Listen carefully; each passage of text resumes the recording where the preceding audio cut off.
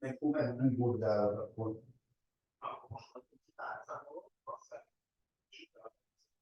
Jó, üzenjék el. Jó, ja, jöjjön.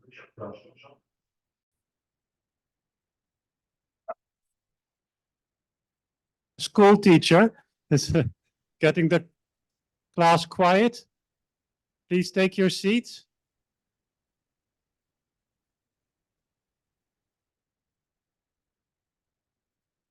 It's always a success when we have too few seats and people standing. That means there's a full house. It's not deliberate. These are all the seats we have. So it's not that we want you to stand, but some of you may have to. But then there's food in the back. So that's the advantage that people are standing have compared to if you're sitting. Okay, let's kick this off. It's a historic year this year, as you all know. I mean, it's the biggest number of elections in the world's history this year. There's 91 countries going to the poll in 2024, more than half of humanity, so more than 4 billion people are expressing their preferences for candidates, and so it's a momentous year for democracy, and I think that's something in itself to take some time to reflect on, and particularly because this is a year where probably we're facing challenges that we've never seen before in elections.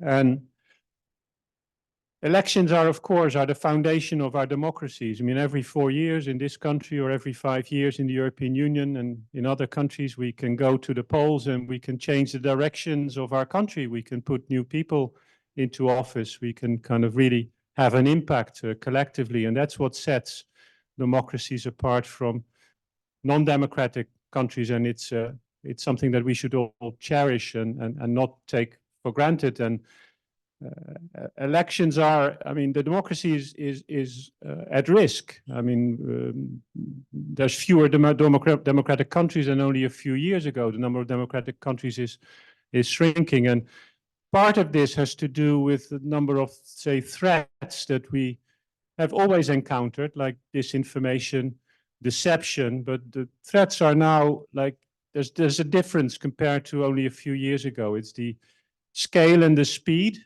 of these threats, mainly through social media. This information can go viral and reach a lot of people and have much bigger impacts than kind of through the traditional media or traditional channels in the past. So that's different, the scale and the speed. What's also different is the extent of foreign interference in elections, particularly Russia and China. That certainly has gone up significantly. What's different, or at least is we're seeing probably for the first time, is the impact of AI and generative AI and deep fakes, and have to see what impacts there will be on the elections. I mean, in the European Parliament, elections are exactly in 5 weeks' time from now, beginning of June, and then of course the US elections later this year.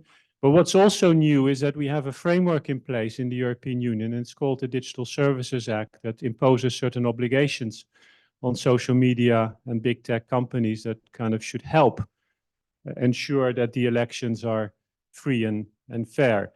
And I think the risk, I mean, I got this last week in Sacramento when we were meeting with kind of some of the legislators here. I mean, I think it just captures quite well what we are facing, democracy on edge in the digital age. So the Digital Services Act is, I think, a really important tool here. And we talk a lot about like Brussels to the Bay. And now today we have Brussels to the Bay because Renate Nicolai, the Deputy Director General of DG Connect with the team, is here from Brussels, arrived over the weekend, and we had meetings with the very large online platforms on how prepared they are to deal with the election challenges and the election risks. So no doubt Renate can say a few words about that. So with that, by way of introduction, I'm going to hand the floor to David Evan Harris, who is I mean, I don't know how to describe you, but I mean, he's a top expert in many issues around digital. I mean, he's actively working also with the California legislature, particularly on the AI bills, which are currently under consideration. I mean, he's been working very closely with us since we started the office here in September 2022. He's a friend of Europe. I mean, he knows the DSA inside out. I think he actually has it in his hands at the moment. So it's on his nightstand before he goes to bed. He reads a couple of pages. So David is going to moderate the panel, and we have excellent panelists that David will introduce. So with that, I'm handing over to David. Can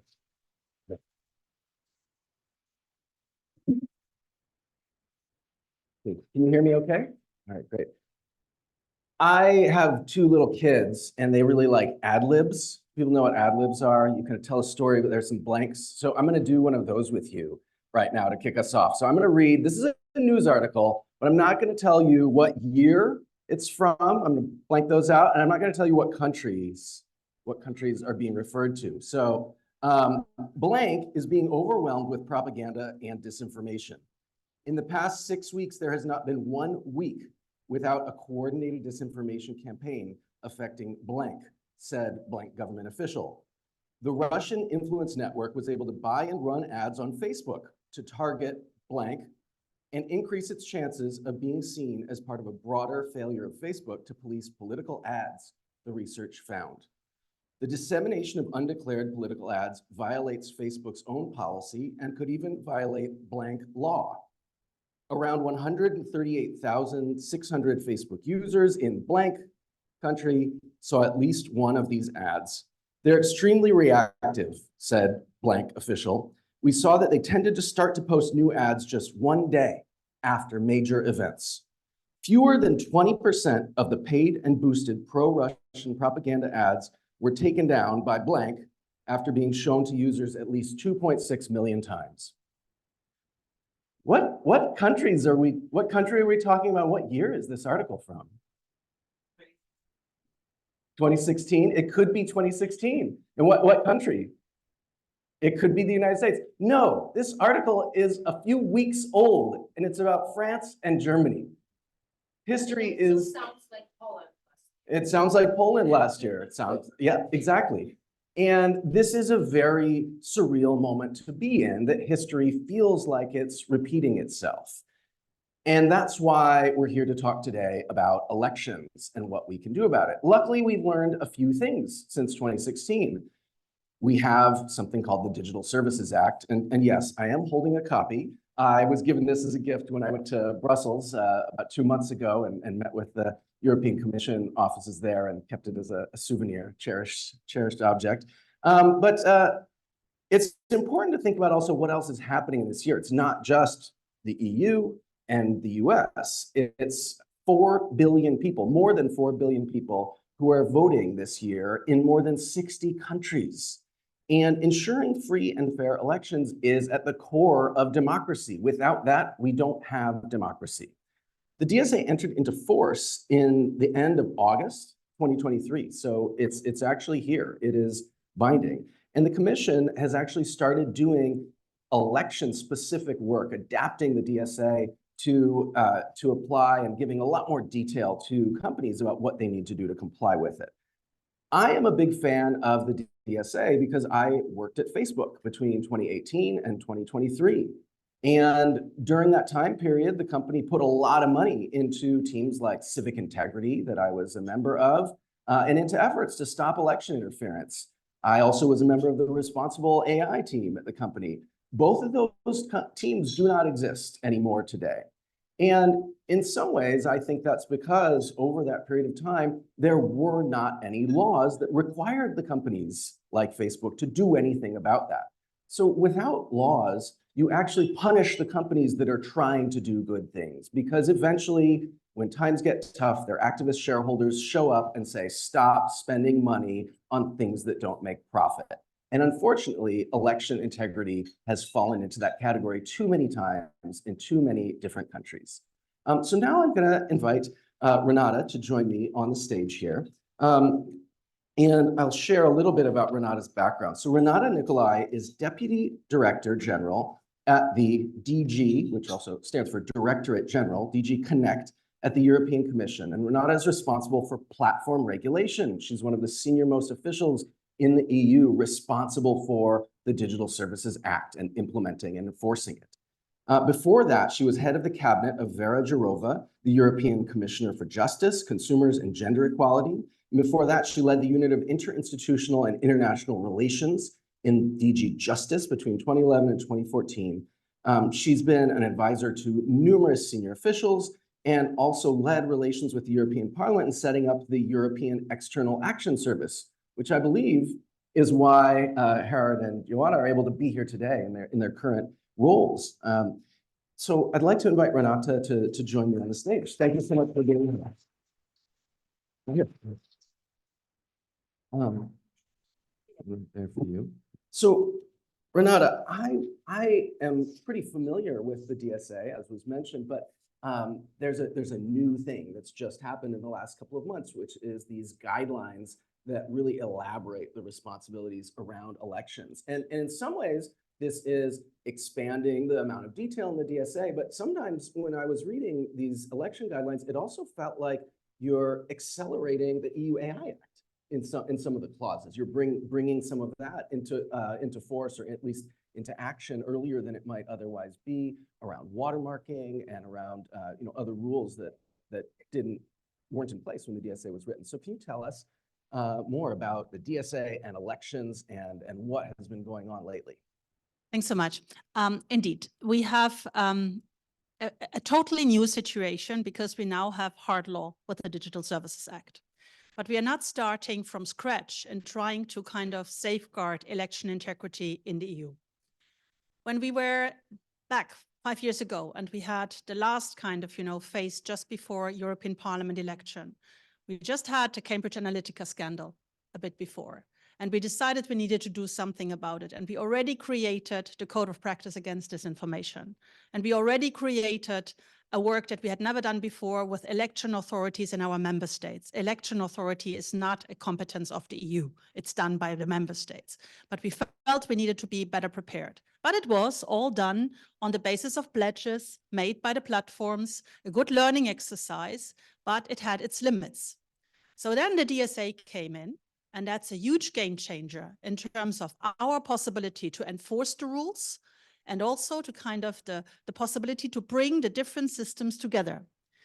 When we started enforcing this relatively new law of the DSA, we had to set priorities, and election integrity was a key priority for us because the DSA is about addressing systemic risks that the big platforms might create for society. Amongst these systemic risks is the potential impact, negative impact on civic discourse and elections.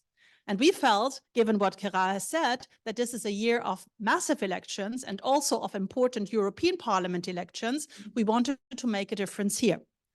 So what we did with the guidelines is a possibility that we have that when we see a specific risks where we want to go a bit deeper and describe the due diligence that we ask from the very large online platforms a bit more detail, we can come up with guidelines. So we prepared these kind of election guidelines, but we did it on the basis of the DSA, but taking into account our work on the Code of Practice Against Disinformation of the last 6 years, and already, as you said, we are anticipated already the upcoming AI Act.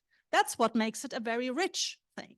Because what does it do? It clearly kind of, gives the kind of platforms best practices on how to apply the due diligence. So of course, and that's also why we came here to discuss how ready they are, they have to set up systems. They have to have trust and safety teams that really are prepared to deal with incidents that might happen in the next weeks or in future elections, so that they can be ready to respond.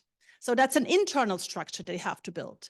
There's also an aspect of kind of getting connected with other players, because of course you need to be close to fact checkers. You need to be close to national election authorities. You need to be close to the regulators. And then there's an issue about transparency. And that's where we felt it's because deepfakes might also come up in this kind of election. We felt it's the right moment to already ask them to watermark and to kind of label when they kind of detect deepfakes on their platforms. So that was a little bit the idea behind the election guidelines. This has not been done only by us. We have put this for public consultation. There was a vibrant debate about this. There was a lot of input coming from civil society, but also from the platforms. It's not hard law. Guidelines are guidelines. They guide the implementation of the law, but it's been a very good exercise to bring us closer together and to kind of deal with this kind of issue of potential disinformation campaigns, campaigns by malicious foreign actors to kind of have an influence on the election integrity in a kind of an ecosystem way, because it requires all to act. It's not something that can be done only by one actor. It really requires an ecosystem to act fast so that we are protected. Thank you so much. That was a great overview, and I think we'll have a lot of questions to get into some details there. But I want to turn now to Anna Lenhart, who is joining us from Washington, D.C. over Zoom. And Anna is a senior advisor at the White House Office of Science and Technology Policy. Let's see, do we have Anna? Are you there? I'll keep introducing him. I'm here. Oh, great. Yay. All right. Hopefully your video will be on the screen momentarily. So Anna was previously a Knight Policy Fellow at George Washington University's Institute for Data, Democracy, and Politics. Her research focuses on public engagement and tech policy at the intersections of privacy, platform transparency, and competition in digital markets. She previously served in the House of Representatives as the Senior Technology Legislative Aide and a Congressional Innovation Fellow. So Anna is here to tell us a little bit about efforts going on at the Office of Science and Technology Policy in the White House around these important issues of data transparency and researcher access that are provisions of the Digital Services Act, and that Anna is helping to advance those same causes in the United States. Anna, over to you. Yeah, thanks for having me, even virtually. And as David mentioned, I am Anna Lenhart. I'm a senior advisor at the White House Office of Science and Technology Policy. At OSTP, we actually work on a range of issues, from improving accessibility to government technology, to advancing equity and privacy in the use of data, to connecting more Americans to the internet. And it's great for me to be here today with my counterparts on the European Union and United States Trade and Technology Council Working Group 5, where a lot of this discussion has been happening. TTC Working Group 5 has provided a venue for the EU and US to advance the governance of online platforms. The basis for this cooperation is the shared view that online platforms should exercise greater responsibility in ensuring that their services contribute to an online environment that protects, empowers, and respects its users. A key component of Working Group 5's work has been a commitment to advance data access for researchers. Most recently in Leuven, which is a beautiful place to be in, on April 4th, we released a status report on mechanisms for researcher access to online platform data. And we called for researchers to use available mechanisms.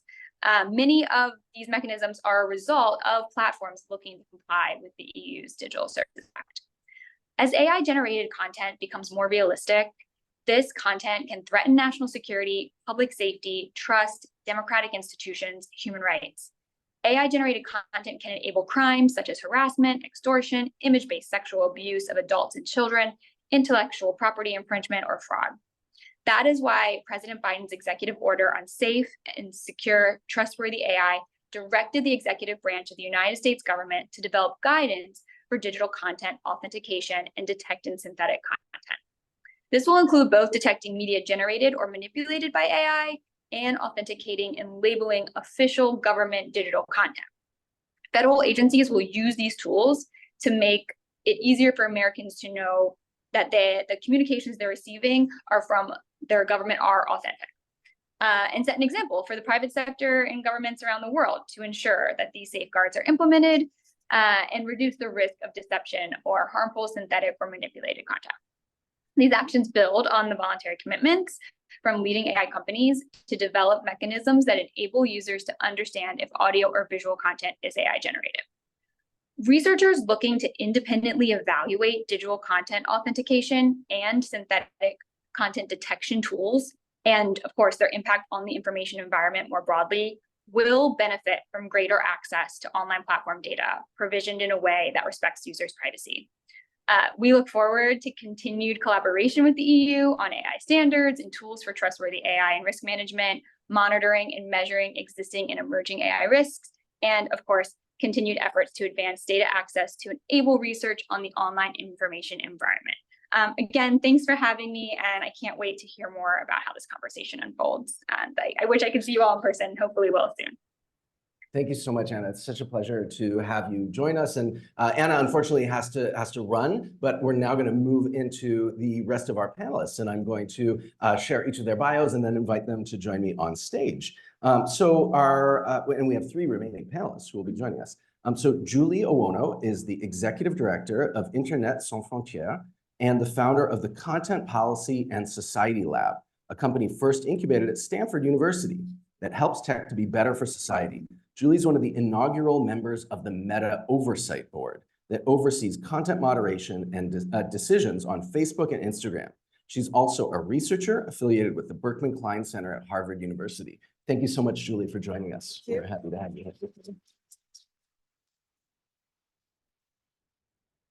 Next, we have Brandon Silverman, a Knight Fellow at George Washington University's Institute for Data, Democracy, and Politics. Brandon was formerly the CEO and co-founder of CrowdTangle, a social analytics tool that was acquired by Facebook in 2016 and was used by thousands of researchers and journalists to understand what was happening on social media. He currently works with regulators and civil society organizations to advocate for more data access and transparency from online platforms, including as an advisor to the Mozilla Foundation, the California Institute for Technology and Democracy, the Integrity Institute, the US State Department, UNESCO, and more. Thank you so much for being here, Brandon. And last but not least, online, we have Jeff Allen. If we could get Jeff on the screen, please. Jeff is the co-founder and chief research officer for the Integrity Institute. Jeff is a former physicist and astronomer who left academia for data science in 2013. Since then, he's worked on multiple sides of the internet information ecosystem, including publishers, platforms, and political campaigns.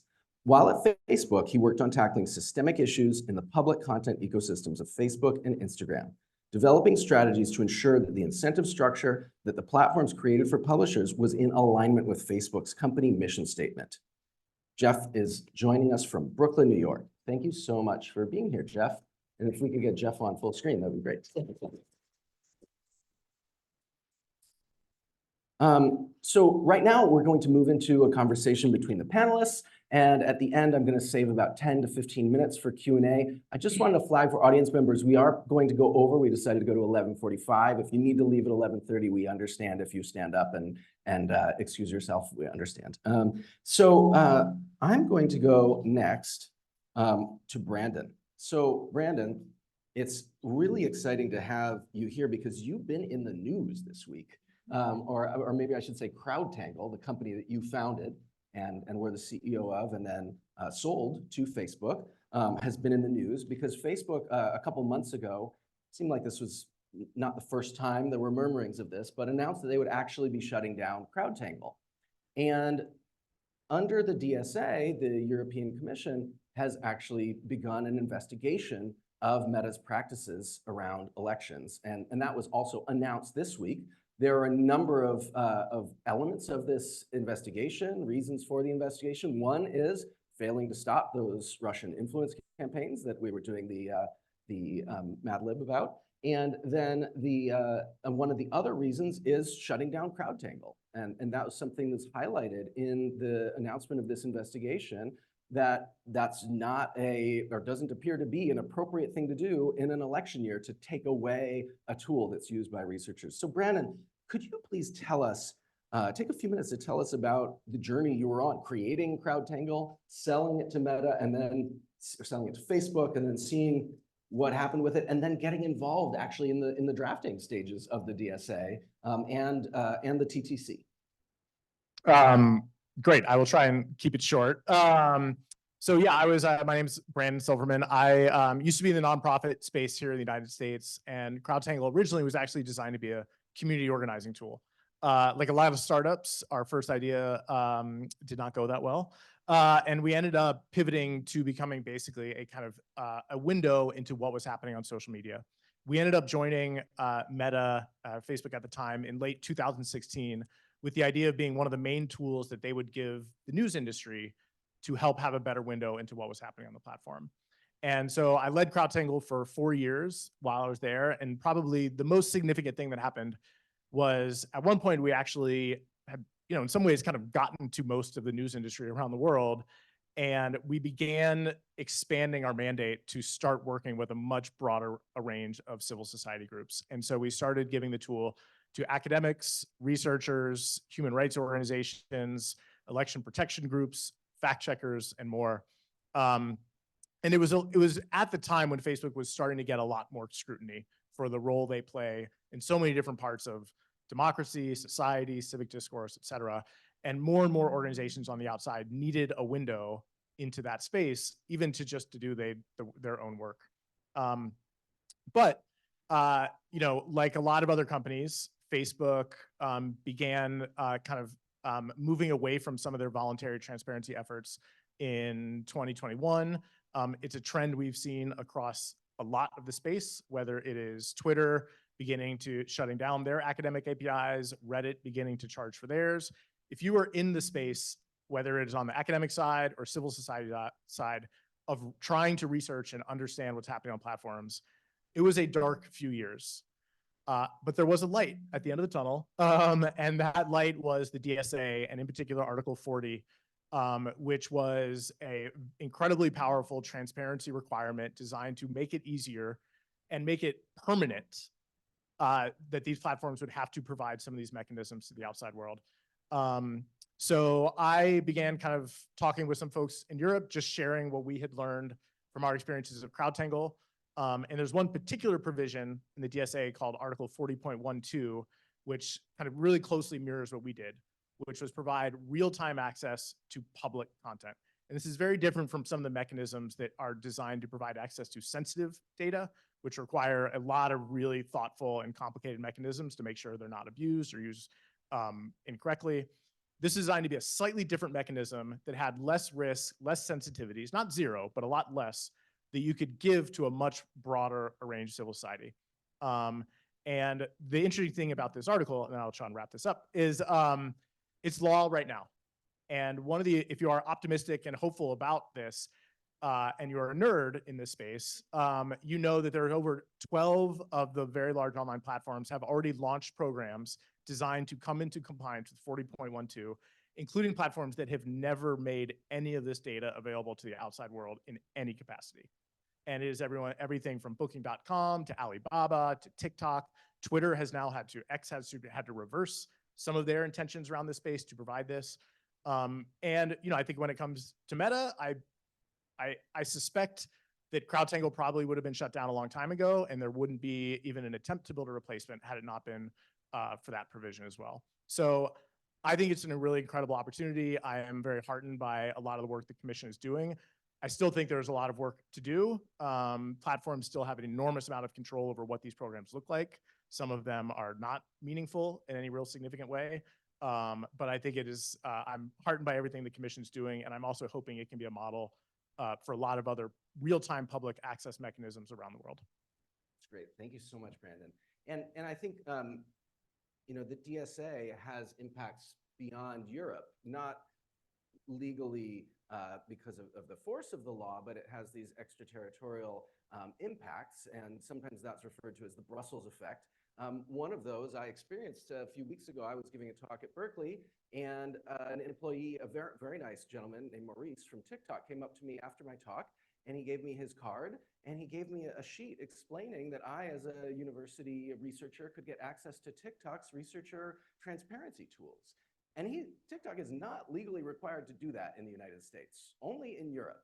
And so I think that's one example of the many ways that a law in Europe can benefit people in other places. I see that as happening here. So next I'm going to go to Julie. So Julie, you are a member of the oversight board. and one of the inaugural members of the Oversight Board. And this is a really unique institution. If you haven't followed it, it was created by Facebook in 2020. That's when they named the first inaugural set of members.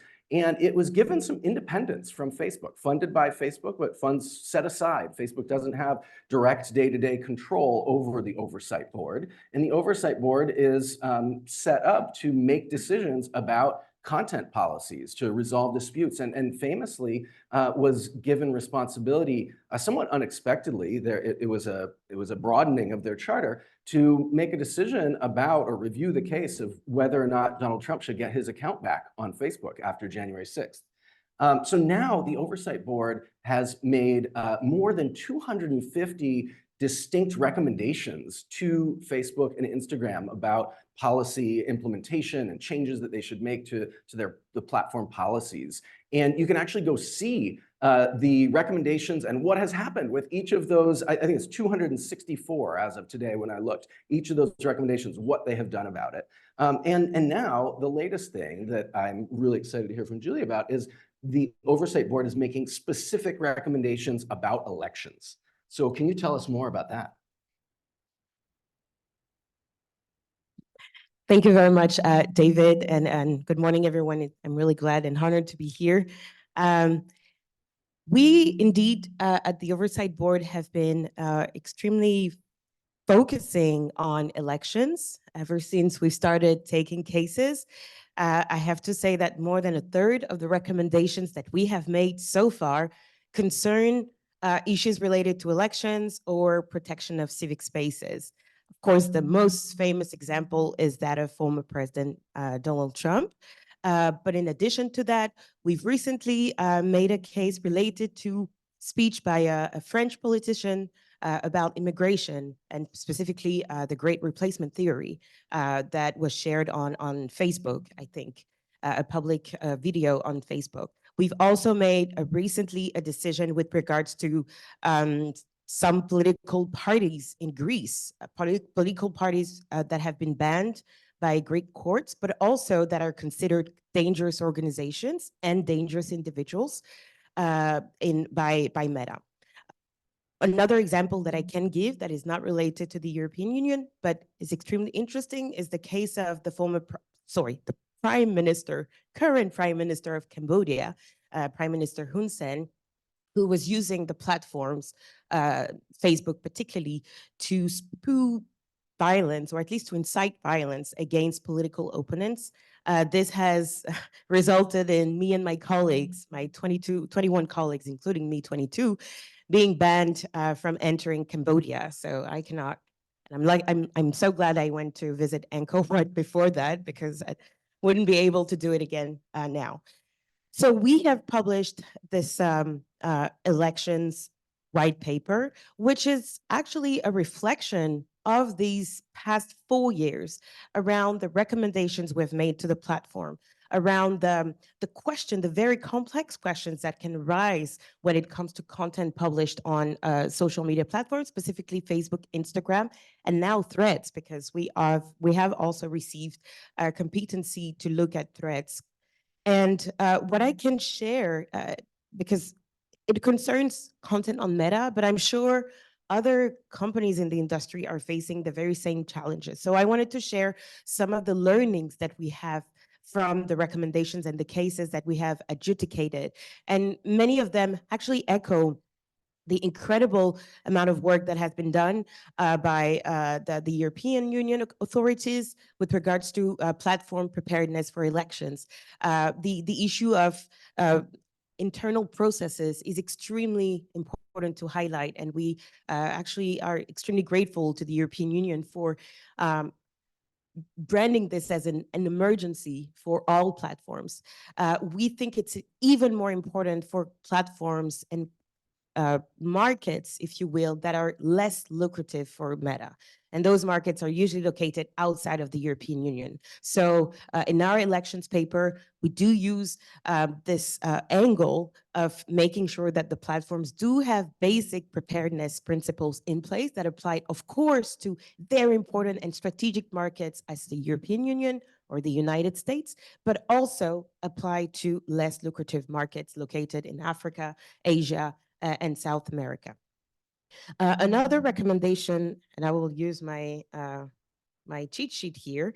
Another recommendation or lesson learned rather is to dedicate sufficient resources really to all elections. This is a big question. David started the introduction of this conversation by reminding that many of the teams that he worked at Facebook have been unfortunately dismantled, or at least people do not work there anymore. The other very important aspect to us is to invite platforms really to guard against the dangers of allowing governments to use disinformation. We've talked about that. Or vague or unspecified reasons to ask platforms to suppress critical speech, especially at times of election. Another very important aspect that we're paying attention to, and that is also in the elections white paper that just came out, is the question of political speech.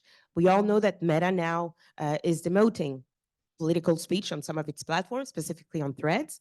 I've recently said that we now have competency to look at content on Threads, and we actually have a case coming up very soon, so stay tuned. And obviously the question of demotion or shadow banning, as it's popularly called, is of great interest, especially on platforms like Threads, and especially in times of elections. So these are some of the learnings. We hope this is going to be informative for not only the industry, but beyond. Please know that all the work that we do is based on consultations with different stakeholders. Actually, one of our leaders, one of our co-chairs is former Prime Minister Helle Thorning-Schmidt, who used to lead Denmark. And she has been instrumental, and others within the board has been instrumental in making sure that the board is, of course, respectful of all obligations under the DSA, and also how we can complement and work together, of course, to focus on the EU, but also more broadly on the platform and the different countries it covers. Sorry, I was a little bit long. Great. That was fantastic, and we'll come back to talk more about the Oversight Board in a bit, but I want to go next to Jeff. Jeff, thanks so much for being here. So your organization, and I should admit, I'm a member and also one of the first donors ever to the Integrity Institute, big fan, former fellow. And the Integrity Institute is really interesting because it's a membership organization of individuals who worked or have worked in big tech companies. And I believe the Integrity Institute has members who either currently are or have been employees of almost all of the very large online platforms and the very large online search engines that are subject to the DSA. And some of those members have themselves had the job of figuring out how to write the compliance reports for the DSA. And you've also, in partnership with the EU, had the opportunity to give advice about how to enforce the DSA. And of course, with a law this big, this expansive, so many pages, right? Enforcement is so critical. And so, Jeff, I want to ask you what you think of enforcement so far, what you've seen, and what you think are the most critical things that people need to know about how the DSA can be successfully enforced. Yeah, thank you so much for having me. So as you mentioned, we're made up of people who have had experience or are currently at social internet companies, working on platforms on integrity or trust and safety teams. We currently have over 450 members with experience across 60 different platforms. So if you can think of a platform, we probably have coverage of it. And to give you an example of why we think the DSA is so important, we actually did a survey of our members last year about policy. So sort of like a policy survey to see, what do people who have been on the inside think about all the different policy proposals floating around out there. And we asked our members, would you like to see more regulation of, social internet platforms? Yes or no? What are the reasons or what are the problems that you would like to see regulation and policy address? And of all the various policy ideas that are floating around out there, which are the policy ideas that you think would most empower integrity teams and trust and safety teams who are trying to build the platforms more responsibly on the inside? So which are the policy ideas that would help people trying to build responsibly on the inside succeed and get the platforms to be more responsible? 85% of our members would like to see more regulation. So actually, more regulation and policy intervention here is very popular for people who are trying to do this work on the inside or have done this work on the inside. The top three reasons, the top three problems that they would like to see policy tackle, number one was democracy and elections. Number two was child safety. And number three was just overall safety of everyone online. Right. So, you know, our members are very aligned with the public and the policy about like what are the big problems that need to be addressed. And then finally, what are the most popular policy proposals among our members? Number one was transparency about the scale and cause of harms in the platforms. Number two was risk assessments and mitigation plans. And number three was audits and researcher access.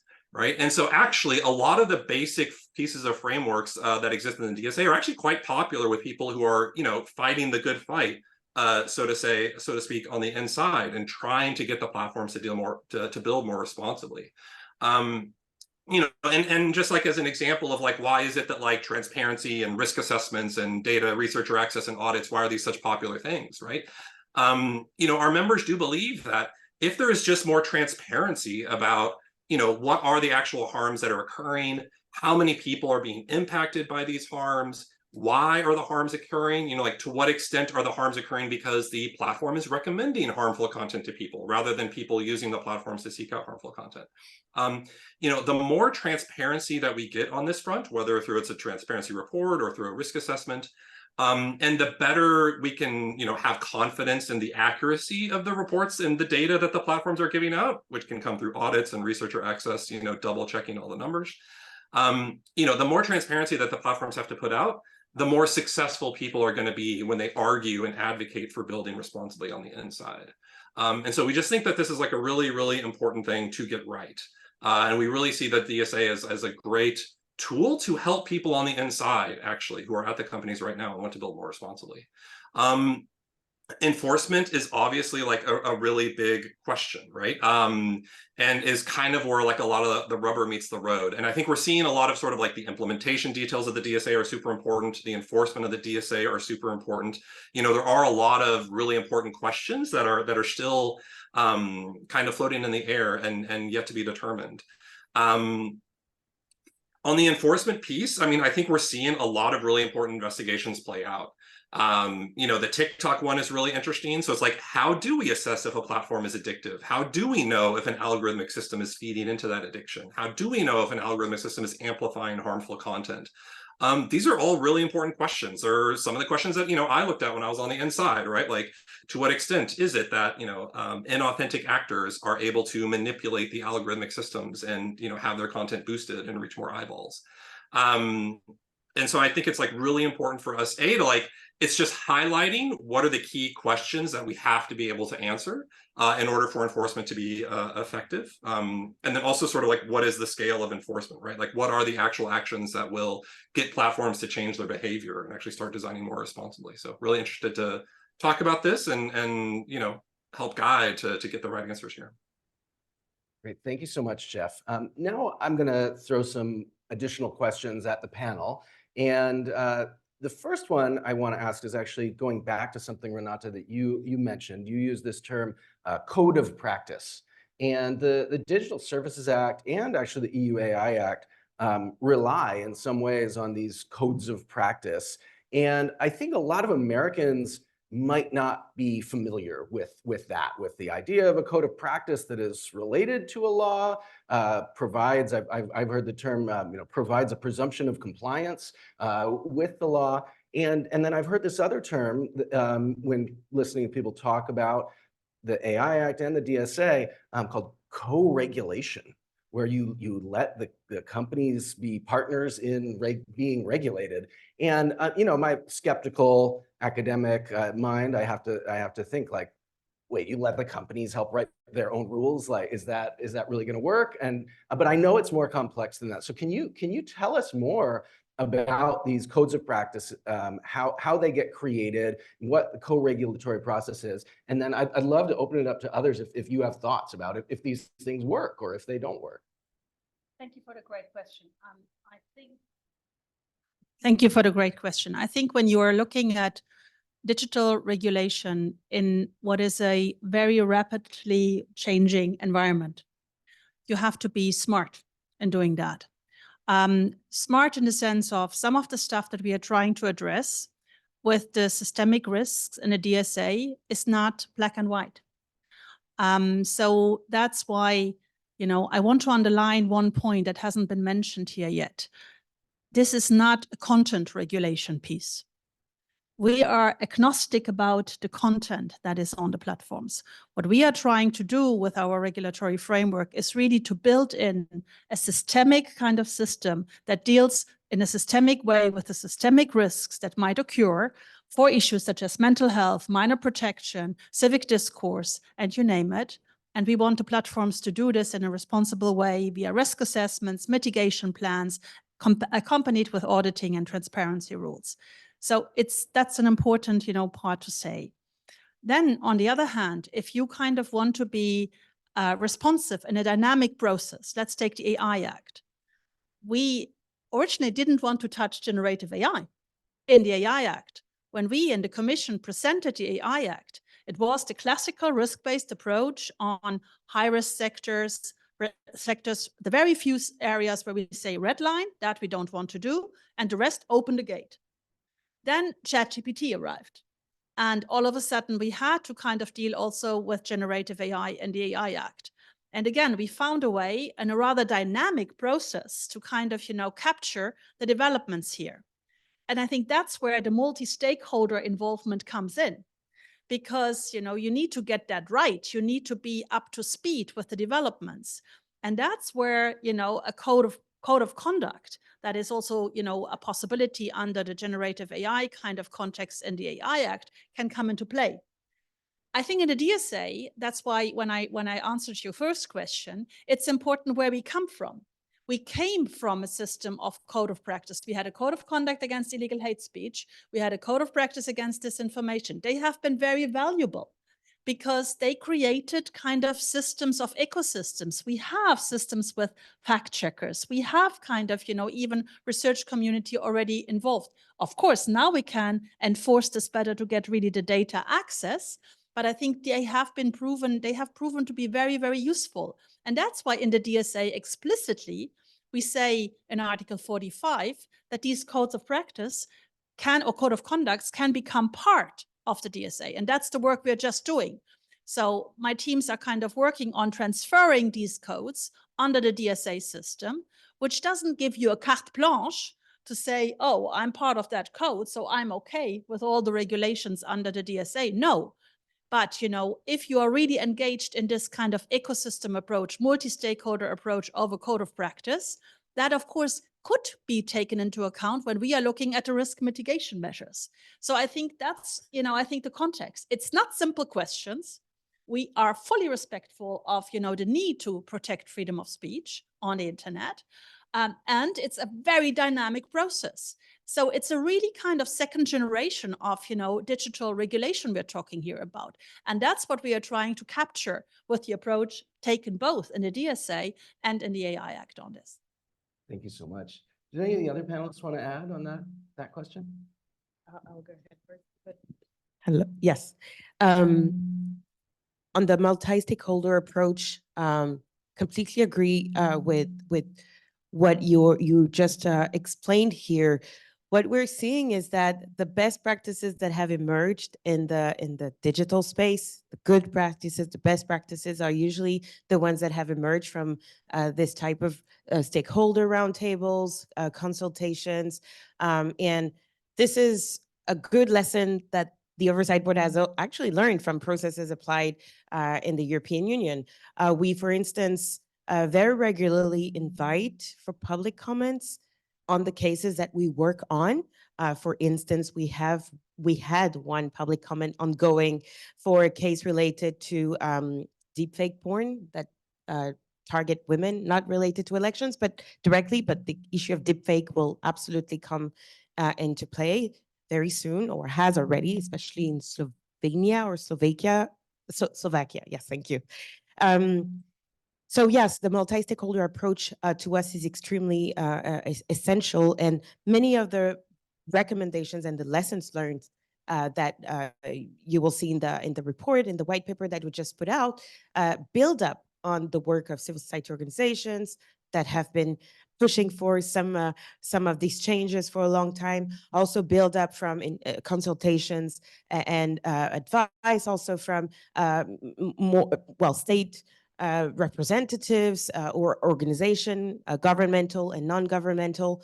So yes, just wanted to support the multi-stakeholder approach. Thanks. Jeff or Brandon, do you want to jump in on that one? However, I just want to underline one point. That doesn't kind of mean that we are not tough regulators. And that doesn't mean that we are not enforcing when we are seeing a need to enforce. And I just wanted to kind of make that point also to Jeff.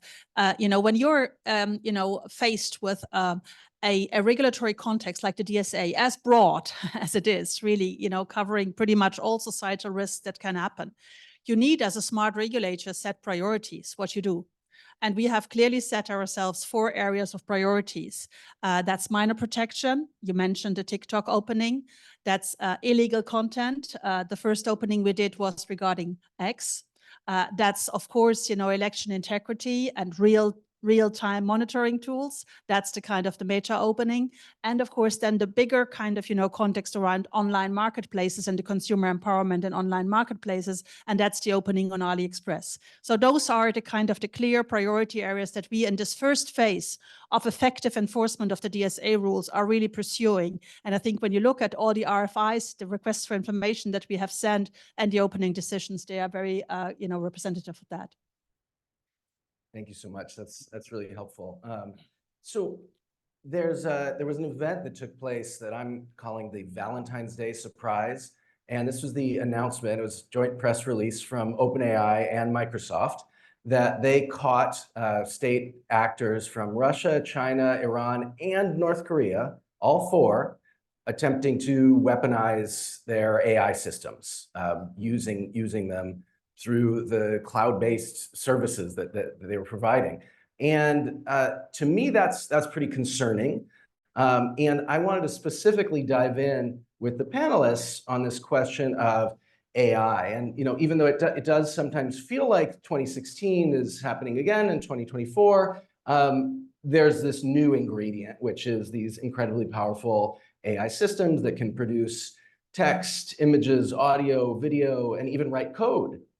And I'm curious if each of you could share, any of you who want to, some more detail about what you think will be the impacts of AI on the elections this year, or what have already been. Slovakia was late last year, that election, and what the DSA is going to be able to do about it. I know the election guidelines mention watermarking and accelerating the work on watermarking of synthetic content. But I think that should be enough of a prompt for you. Anyone want to go first?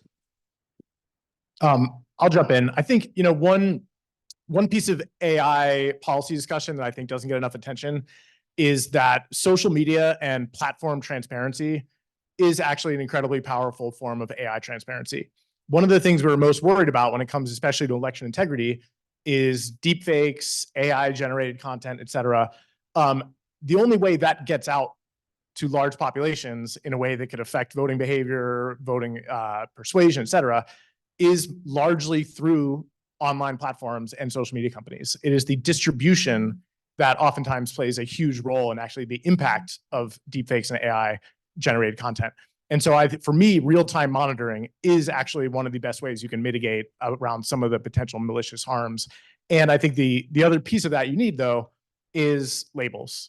And so I think one of the things I'm paying a lot of close attention to is the degree to which these watermark labels are available in some of these public data sets so that researchers, election protection groups, regulators can monitor the distribution of this content through these platforms. And by the way, it's not just watermark labels. There are other type of labels that platforms need to be providing in these data sets as well. But yeah, that's. Looked like Jeff had something to say on that. Yeah.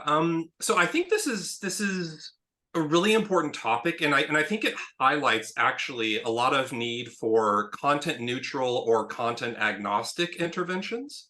And so, for example, right, like we mentioned virality earlier, and so just tamping down on virality overall, because and like why would that help, right? It would help because misinformation wins in an ecosystem where virality, can run rampant, right? So like virality, anything can go viral, the truth can go viral, lies can go viral, but lies and misinformation are just more likely to go viral. They have a foot up, when it comes to that fight. And then they could say the same thing is true when it comes to generative AI and deepfakes, right? Like a deepfake lie, has a leg up, when it comes to virality. And so there's a lot of content agnostic design changes that we can make on the platform that will, not eliminate the threat of deepfakes, because I don't know how you do that, but at least we can create an environment on the platforms where, misinformation and lies, struggle while accurate information tends to win. And so this could be like reducing virality overall, changing away from engagement-based ranking and getting into more like quality-based ranking or accuracy-based ranking, friction around resharing and making it harder to just, knee-jerk hit the reshare button or the retweet button, rate limits on hyperactive users. So there's a lot of changes that can be made at the platform that don't actually care necessarily about the nature of the content itself, but will help tilt the scales in favor of accuracy and in favor of the truth on the platform. I would like to add that I agree. I think the kind of having systems in place for watermarking and labeling will be key. I think there's one aspect that we haven't mentioned yet in terms of kind of getting ready for protecting election integrity, and that's media literacy. And I think so with Gen AI, now we have the next kind of new thing. Deep fakes that might occur, where I think we need collective efforts. And again, that's where the whole ecosystems comes into play. Because virality is one issue about, disinformation kind of, potentially harmful. But if you want to address the disinformation system in a holistic way, you need to work on 3 areas. You need to kind of have a very strong analytic capacity of where it comes from. So you need to be always kind of, clear on the sources. That's the creation kind of side, also on Gen AI, where we can kind of, get better and having the right things ready with transparency and labeling. Then you have to kind of, the transmission. So you have to make sure that we use all the rules in the DSA and whatever we have to kind of, tame the virality. But then there is still the third aspect, and that's the kind of the target. That's us all. That's the citizens. And there you need to make sure that, you have a media literacy savvy society that can deal also with the technological developments. Like now Gen AI, it remains critical, questions, checks first before sharing and so on. And I would add to that, and of course also the journalism and the media, the robust media comes in. It's really a holistic approach. So Gen AI is not, I think we should also not paint scenario that this is now a huge kind of, problem only, because AI can also help detecting. So I think we need to kind of the both sides of the coin, and we really need to put it in this kind of, strong system of, monitoring and really enforcing the rules as best as we can. That's great. Thank you so much. And I'll do a plug, taking moderator's prerogative, for a law that is being proposed in California that's trying to do some of what the DSA and the election guidelines are doing, which is Assembly Bill 3211, the California Provenance, Authenticity, and Watermarking Standards. And that's attempting to require in California for synthetic and authentic content to have watermarks embedded into them. And that's being sponsored by Cited, California Initiative for Tech and Democracy, that Brandon and I are both advisors to. So, we're trying to learn from you and have conversations about it in the process. So I want to turn to this. Well, actually, I want to turn to the audience. I think it's time to bring in some questions. I know we might have some. Do we have any online questions yet? Not yet. Okay, so to the room.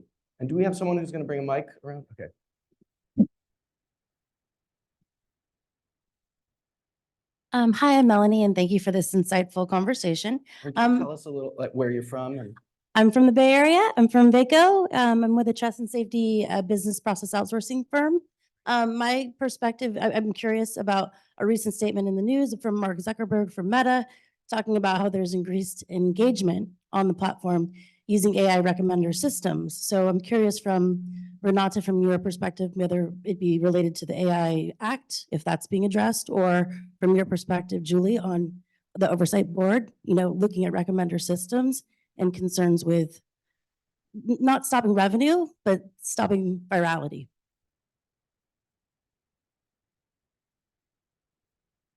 The recommender system are one of the focus areas in the DSA to really kind of get more information about the recommender system and to kind of detect the risks that these kind of recommender systems might have in terms of, engagement kind of, elements. AI has, and the algorithmic kind of structure around it is an aspect of that.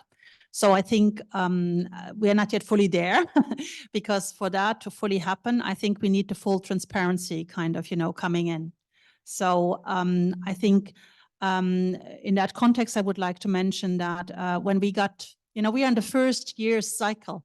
It's a kind of an annual cycle, as you might know, under the Digital Services Act for the very large online platforms. They have, half year's transparency reports, but then there are risk assessments and, and there will be the auditing. And we're really just in the first year's cycle. But we already kind of sent quite massively requests for information on generative AI related ones. And they are actually very much focusing on the recommender system. So because I think if you really want to change the kind of, the engagement kind of elements and the virality of it, then you need to get into the heart of that. So I think this will be an important aspect of our future enforcement work. So if this is acknowledged at the top level, tant mieux, I would say in French. On the side of the board, we actually made some recommendations to the company, to Meta on that, when we looked at the Trump decision to ban former President Trump's access to his accounts. We did ask a series of questions and made recommendations with regards to inviting Meta to conduct investigations on design choices that might have contributed to pushing certain types of messages to certain types of groups, to certain types of individuals. One thing to note about recommendations is that although they're not binding from the oversight board, they're not binding contrary to the content part. So when we say you have to take down this account, or sorry, not account, content, because we don't focus on accounts. When we tell Meta, please take down this account, Meta has to take it down. But when we tell Meta, please consider this recommendation, Meta does not have to apply the recommendation, but must respond and say, we will implement, we will not implement, and why. And on the design choices, the company, it was very early days. We barely talked about recommenders, systems, algorithms. The conversation was emerging really pretty much. But we have just put out a recommendations tracker that is public, that is available on our website, and in which anyone can read the responses of the company on the recommendations we've made, the updates on where the implementation of the recommendation is when the company has accepted to implement. And what I find extremely fascinating, it's probably one of the most fascinating parts of this whole work around content moderation decisions, is that transparency in the black box of how those decisions are made, and including design decisions. So although there is probably not enough progress, considering the fact that we are still debating the same issues that we debate to some extent, some issues we debated back in 2016, I think the transparency, the push for more transparency, and the fact that we're normalizing the right to access to that information as a fundamental right for users is a big step, I think. So, yeah. If I could actually jump on that too, I'd be interested in answering. So I think that how much engagement a recommendation system drives is an extremely poor way to assess the success of a recommendation system. And I would just say, it's 2024. I'm extremely disappointed to hear that Mark Zuckerberg is still assessing Facebook's recommendation systems by how much engagement they drive. Back in 2018, Mark Zuckerberg himself put out a public note that highlighted that as content gets more and more harmful, it tends to get more and more engagement. right? And so when he says, oh, our new AI systems are driving more engagement on the platform, it's like, okay, great. Does that mean that the AI systems have found new types of harmful content that is showing to people? Does that mean that AI systems have found new types of borderline content that are sneaking past Meta's detection systems? There's a lot of ways to drive engagement that are not so great. And Meta's mission statement is not to show people engaging content. Meta's mission statement is to empower people to build community and bring the world closer together. And so when Mark Zuckerberg is talking about the success of the recommendation systems, he should be talking about how, the recommendation systems are better at empowering people to build community and better at bringing the world closer together, rather than just, how much engagement are they driving. Thank you. That's great. All right. I see another question in the audience, please. And if you could introduce yourself too, that'd be great. Or I have a big voice, so I think I can. No, for this. All right, sorry. My name is Lucina Di Mecco. I am both Italian and American, and I'm the co-founder of an organization called #ShePersisted that researches and tries to mitigate, in particular, gender disinformation against women in politics. We have a report around gender disinformation in Italy, in Hungary. So we are looking at the European Union. We are today at the UNESCO conference in Chile, presenting our latest research in Brazil. And my question, we're looking at the DSA with a lot of hope. And we're talking about the DSA really as an important legal framework to look also beyond Europe. And so we are working with legislators in Brazil to look at how this could work in that case too. I have a question that's specific to the risks. So the risks that have been identified are very important. However, we know that, the landscape is constantly evolving. And so my question is, one, how can we ensure that risks like gender disinformation that perhaps have not been identified but are intersectional, right, to the other risks can be considered?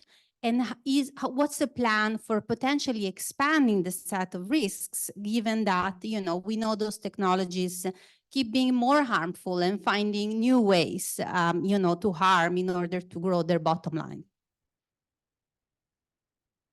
Thank you for the question. Anyone, you want to take that one out? Yeah. I think if you look at the list of systemic risks in a DSA, it's very broad. And it has also, I would say, some catch-all potential kind of, elements, like the context of fundamental rights. I think that's something where you capture, for instance, the whole, let's say, anti-discrimination or gender kind of, discrimination aspect that you mentioned. There's even a specific one on violence against women, because we know that, and there's a lot of kind of, activity also on this, the chilling effect it has on women in politics, to give you one, or all these other kind of elements. Since we're talking elections today. So I actually am quite confident that our list is relatively, capture it all. But as with all kind of, legislative pieces, we will also review in a couple of years' time. And we will certainly then kind of, when we do the first review, have to assess that, whether, it's broad enough. So, nothing kind of stays always, cemented in. There's a possibility to adjust if needed. But the purpose and the objective was to try to capture as much as we could imagine. I'll also just throw out one way I think about this is the real-time public monitoring function. One of the values we saw from that work at CrowdTangle, if you can get that into the hands of a diverse, heterogeneous group of researchers and actors and entities from across civil society, that almost serves as a kind of top of funnel exploratory, looking out for potential new risks, getting a sense that there might be something there, and then that triggering deeper mechanisms where you can go through more complicated processes, including, involving more parts of civil society, et cetera. But that top of funnel provides a kind of, Doppler system that helps society look out for potential risks, even if we don't know what they are yet. I would agree with Brennan, except that, on the researcher side, because we are also working at the moment on the kind of, the facilitation of access of not public data, but more kind of, deeper data into the system for vetted researchers. There, obviously there would always have to be a link to the systemic risks as they are mentioned in the DSA, and not to whatever else you might find very interesting to kind of look into from an academic perspective. But I just wanted to make that clear. There's 4012, and there, of course, researchers can kind of, build their research on whatever they want to. But if you really want to have the vetted researcher specific and deeper access to data, which I think is very, very potentially a game changer in the facilitating a more informed conversation on some of the systemic risks, taking into account developments, it has to be linked to one of the systemic risks in the DSA. We have a question from the online audience, and just so I can get a sense, are there other questions in the room? Right. Okay, got a couple. So anonymous attendee says, "Hi, this is wonderful, thank you. I'd love to hear more about the TikTok Lite situation and how."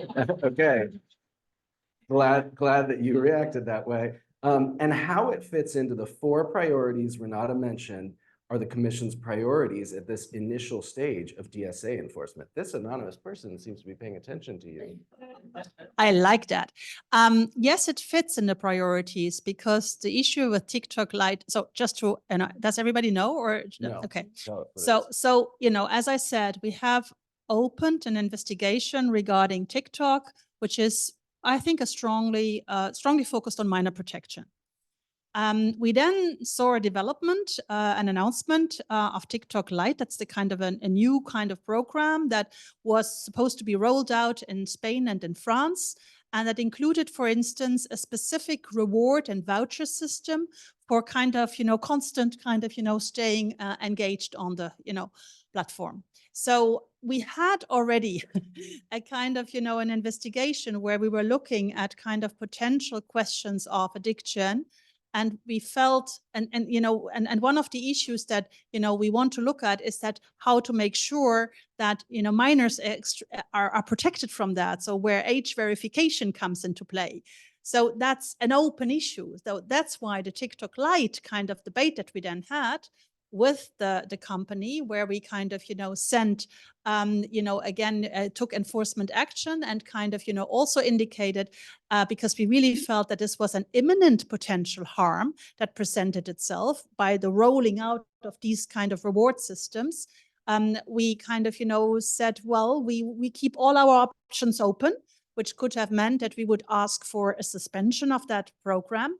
But then, in a conversation, TikTok actually decided to kind of not to roll out that program, at least for 60 days. And of course, the conversation continues. So I think it's a good example where the continuous kind of cooperation and discussion that we are having with the very large online platforms can sometimes also help to really kind of act relatively fast when kind of, decisions are being taken and new kind of, programs are being rolled out. All right, well, I could keep going all day with this panel, but unfortunately we are out of time. But I just wanted to give a big thank you and a round of applause to Jeff, Brandon, Julie, Renata. Thank you so much for being here. And thank you so much to all of you for coming. I think there might be some more refreshments to get finished up in the back. Amazing.